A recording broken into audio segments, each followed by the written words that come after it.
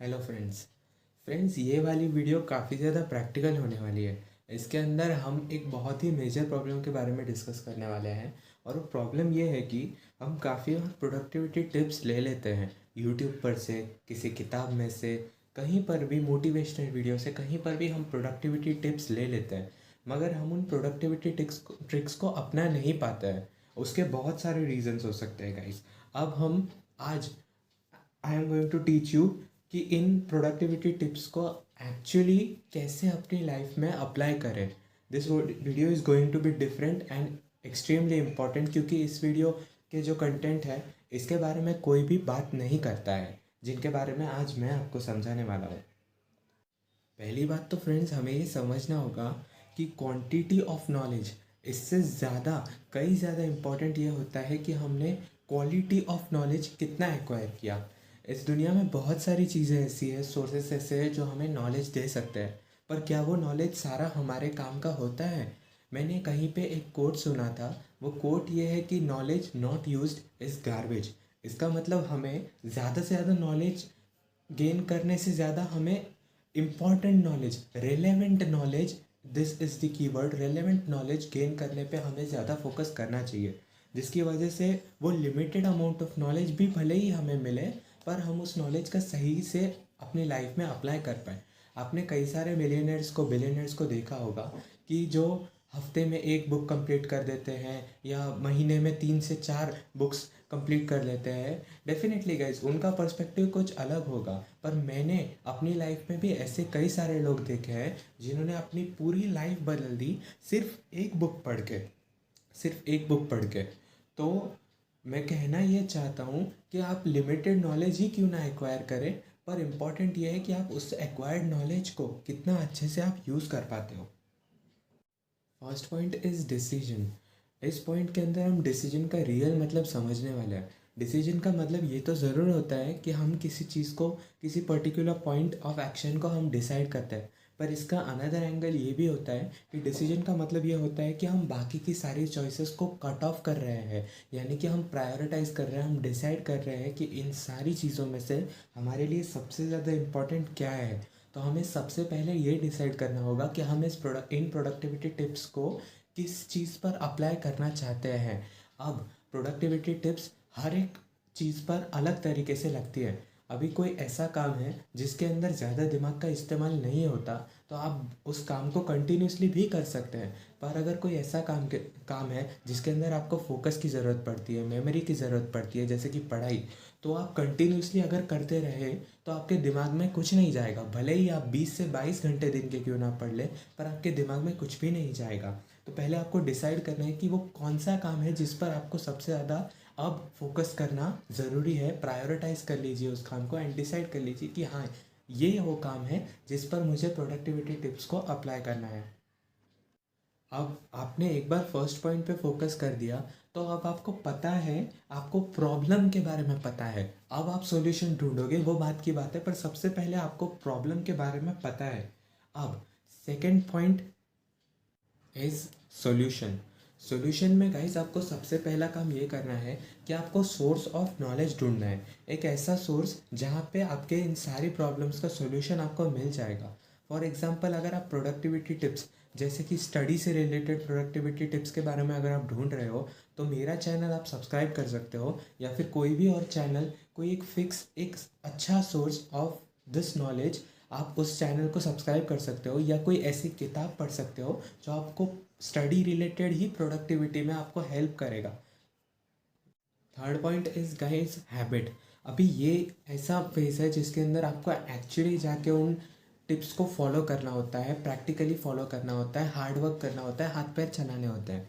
अब हैबिट के लिए मैं आपको ये कहना चाहता हूँ कि हैबिट के लिए काफ़ी लोग कहते हैं कि 21 डेज तक अगर आप किसी भी चीज़ को कंटिन्यूसली कर लेते हो तो आपको उस चीज़ की हैबिट हो जाती है। गाइज ट्रस्ट मी, 21 डेज भी बहुत आगे की बात है। आई से अगर आप किसी चीज़ को 7 डेज तक भी कंटिन्यूसली कर लेते हो तो वो आपकी आपकी हैबिट, समवॉट एक हैबिट बन ही जाता है, और आगे डेज को कंटिन्यू करना बहुत ही ज़्यादा आपके लिए आसान हो जाता है। तो आई पर्सनली बिलीव कि अगर आप 7 डेज भी कर रहे हो तो it will give you an amazing start, जिससे आपकी बॉडी को और आपकी माइंड को उस पर्टिकुलर टास्क की आदत लग जाएगी। और 7 डेज तक भी अगर आप कर लेते हो तो वो भी आपके लिए काफ़ी ज़्यादा बेनिफिशियल प्रूफ होगा।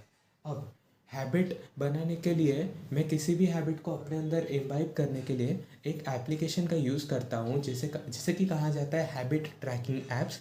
तो मेरे personal favourite habit tracking app का लिंक मैं आपको डिस्क्रिप्शन में दे दूँगा। तो आई एम प्रिटी श्योर कि वो ऐप आपको भी पसंद आएगा। वो कम्प्लीटली ऑफलाइन एप्लीकेशन है, तो आपको उसके अंदर न्यू हैबिट डालनी होती है और उसे आपको डेली उस हैबिट को करने के बाद वहाँ पे टिक करना होता है। तो it's an amazing app, you can download it now. और हैबिट के मामले में मैं बहुत इंपॉर्टेंट चीज़ आपको बता देना चाहता हूँ कि कोई भी चीज़ हम जब नई से शुरुआत करते हैं, न्यू से शुरू करते हैं, तो वो चीज़ हमारे लिए काफ़ी ज़्यादा डिफ़िकल्ट होती है, क्योंकि हमें चेंज अडॉप्ट करना पसंद नहीं होता है। ये ह्यूमन नेचर है। तो इसीलिए शुरुआती दिन में 1 से 2 दिन, एटलीस्ट 3 दिन मैं ये रिकमेंड करूँगा कि आप बहुत ही छोटे स्टेप्स लें, जिससे आपको आसानी से अचीवमेंट वाली फीलिंग आए, आप आसानी से उस हैबिट के अंदर इम्बाइब कर ले अपने आप को। जैसा कि मेरे हर वीडियो के अंदर एक जो है मास्टर पॉइंट होता है, इस वीडियो के अंदर मेरा मास्टर पॉइंट ये है कि now, believe in now. Guys, काफ़ी बार ऐसा होता है कि हम सोचते हैं कि पहले ये चीज़ हो जाए फिर मैं काम करना शुरू करूँगा, या वो चीज़ हो जाए फिर मैं काम करना शुरू करूँगा। Guys, it doesn't work like that. कल कभी नहीं आता, कल हमेशा पोस्टपोन होता जाता है।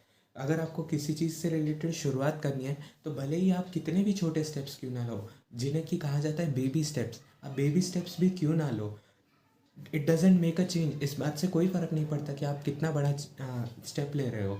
जस्ट टेक अ स्टेप, शुरुआत कर दीजिए। आप डिसाइड कीजिए कि आप इतना सा काम आप आज से शुरू करोगे।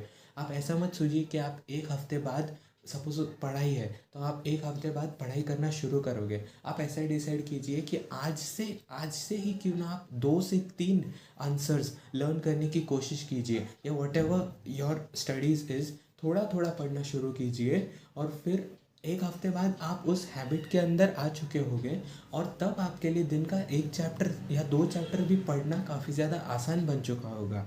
सो जो भी है, बिलीव इन नाउ। आज से आपको शुरू करना है, आज या फिर ज़्यादा से ज़्यादा कल, जो कि मैं तो नहीं मानता हूँ, पर ठीक है, ज़्यादा से ज़्यादा आप आज प्लान कर सकते हो और कल से अपने गोल पर काम करना शुरू कर सकते हो।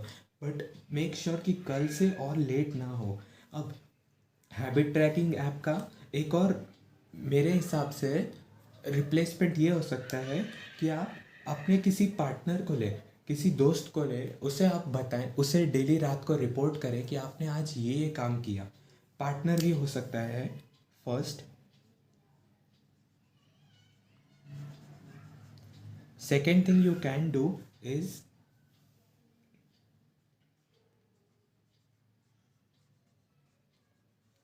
अपनी एक नोटबुक आप रख सकते हैं, जिसके अंदर आपको बस डेट लिखनी है, और उस डेट के नीचे आपको आपका शॉर्ट में लिखना है कि आज आपने ये काम को अचीव किया। गाइस, मुझे पर्सनली सबसे ज़्यादा आसान हैबिट ट्रैकिंग ऐप लगता है, क्योंकि वो आप कैसे भी कर सकते हो। उसके लिए आपको बुक उठाने की ज़रूरत नहीं, कुछ भी करने की ज़रूरत नहीं है, बस ऐप ओपन करना है और वहाँ पे टिक कर देना है, दैट्स इट। अब गाइस, अगर आप इस वीडियो का टाइम टू टाइम रिवीजन करना चाहते हो, इन टिप्स का टाइम टू टाइम रिवीजन करना चाहते हो, तो make sure you take a screenshot of this, और आप इसे बाद में कभी भी आप पढ़ सकते हो। So friends, that is it for today.